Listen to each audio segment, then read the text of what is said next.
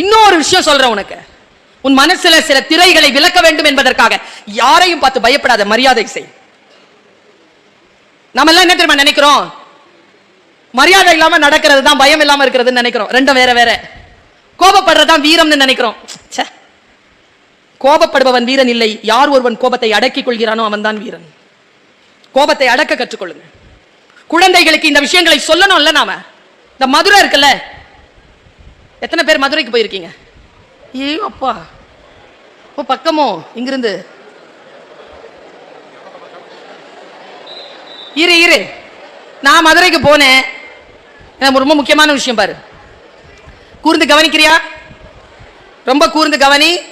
எனக்கு தெரியல, நான் சொல்ற இந்த விஷயம் உன் வாழ்க்கையில் உன் தாய் தந்தையர் உன் மீது வைத்திருக்கக்கூடிய பெரும் கனவை நீ எடுத்துக்கொண்டு அந்த தீபத்தை எடுத்துக்கொண்டு சொல்வதற்கு நான் சொல்ற இந்த சின்ன விஷயம் காரணமா இருந்திரலாம்.